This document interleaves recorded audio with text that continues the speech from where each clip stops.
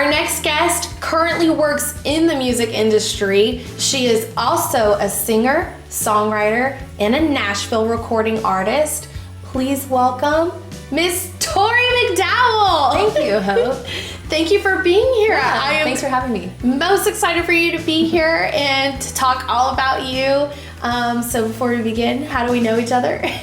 So we met in North Georgia several years ago. Yes. I knew we both really loved music and did all that kind of stuff, but I don't think I knew how involved or how big both of our goals were, and now we've kind of reconnected and are writing and working on a lot of cool projects together. Yes. I really want to get into the nitty gritty of all that. Yeah.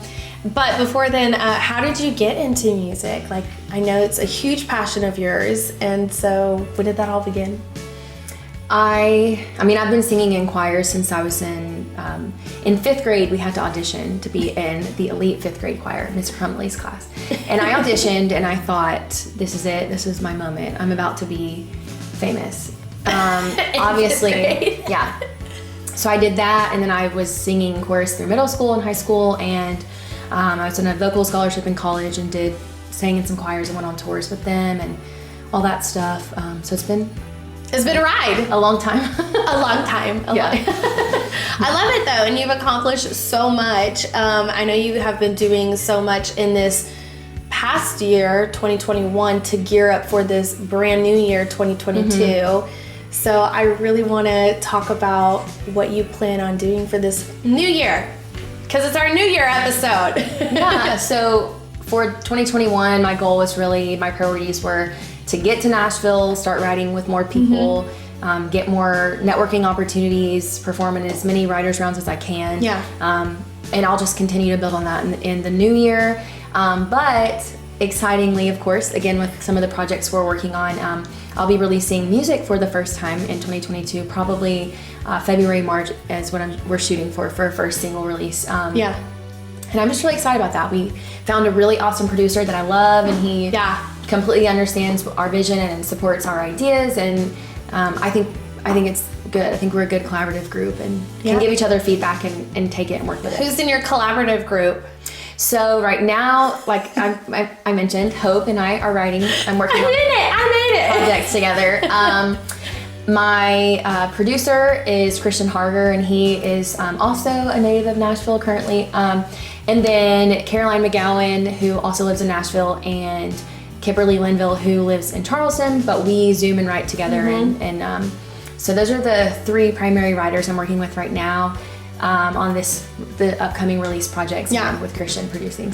So pretty much that means that Torrey's project is huge, and it's gonna make a lot of noise, and I'm just so proud of you. I just feel like watching your journey, you are so brave. You literally moved to Nashville to pursue this, and you're making it happen for yourself. It's really, you're doing it. You're living the dream. I'm trying every day. You are. Yeah. So songwriting, what is your steps or process, or like how do you come up with your themes and ideas? Well, I think most writers probably pull from their own experiences or experiences of people they love, or stories they've heard from them. So that's primarily where most of my inspiration comes from. But I will say, most of the time I think of hook ideas or melody ideas or whatever the most inconvenient times, like when you're driving, or in the shower, or you're in a rush and you're running late for something, and that's when I'm gonna be like, oh, I gotta write this down. So normally it starts from a really terrible voice note recording that I think of in the most inconvenient loud area ever, and I have to whisper into my phone to try to get it. And then I pick Which I think you have sent me. And those are like locked away. Those cannot be shared. I have to be really quiet, but listen to this. I just thought of this, and I have to record this right now because I will forget. Yeah, so that tends to be. I've sent some where you can like hear toilets flushing in the background or whatever, because if you write, or you, even if it's not music, but anything artsy, like creative, it comes in the most random moments. Yeah, you can't necessarily control when the inspiration comes. So when it does come, you have to get it then, or you're gonna lose it. It's gonna be gone. So you do what you have to do, I guess. Oh my gosh.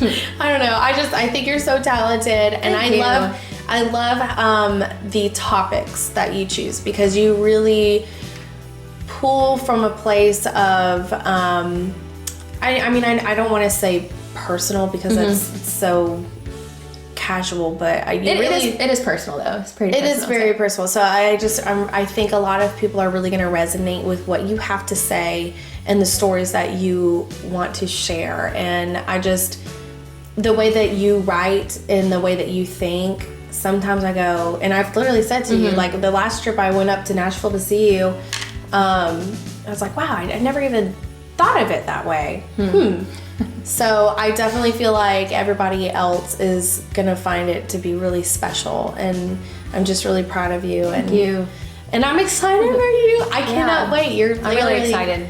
You're the rising star. And this work is just as much something. It's not just only mine. I mean, you've contributed a lot, and Kipper and Caroline have too. Yeah. I'm really excited though. It is a lot of personal stuff. I think some people will be surprised, and I think it's an opportunity for people who do already know me to learn more, or people who don't to maybe they just know me in passing, or but I'm excited. I'm really excited. I'm really excited for you too. Okay, so being that you're a songwriter in Nashville, what are some things that you do? Like, what kind of lifestyle does that entail?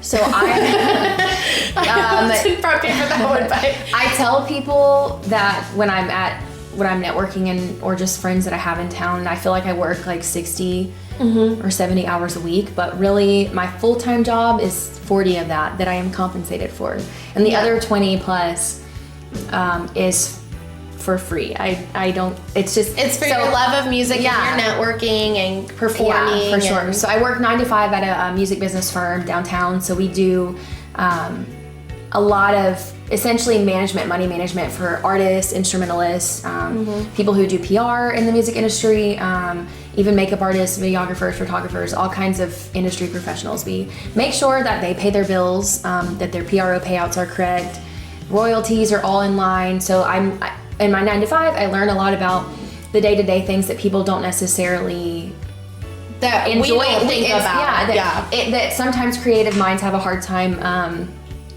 doing. But I'm like a bridge in the middle where I'm really. That's what's so special and unique about you is like you're responsible and creative. I'm a type She's the whole package. I'm a type A person, like color coding, labels, lists. That is me. However, I'm in this constant internal battle because I'm also a creative person. So it helps me. I'm learning a lot about music law and all those things during the day, and then when I get off work, it's pretty typical that I go straight from work to around to either myself to play or to support friends that are playing.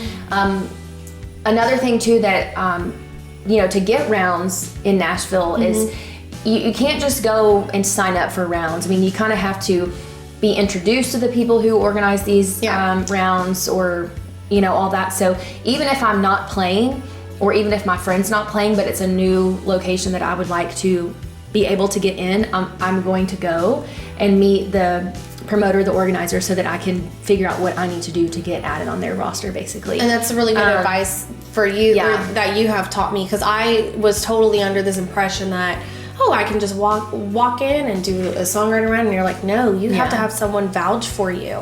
And so I think what a lot of people don't understand is a lot of artists in Nashville, or who do this professionally wherever they are, you do have a 9 to 5 job.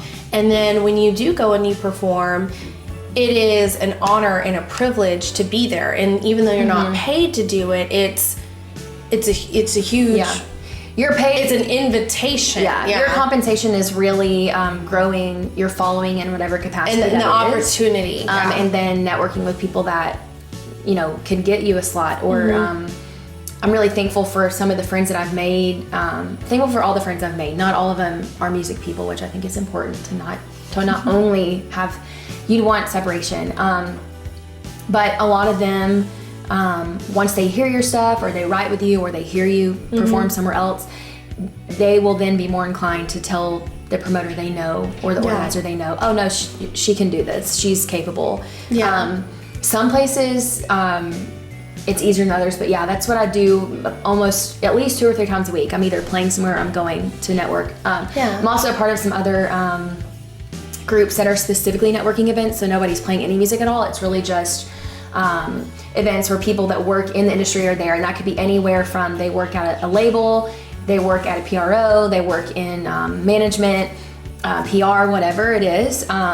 But I attend those, and they have those events monthly, but there's multiples that I do, so I always make sure to go to all those as well. So I would say, like, on average during the week when I get off work at 5, I never go straight home. Like, you were always working. I mean, you were always literally doing something. You were one of the most dedicated, most professional and passionate people who is doing this. So I try. So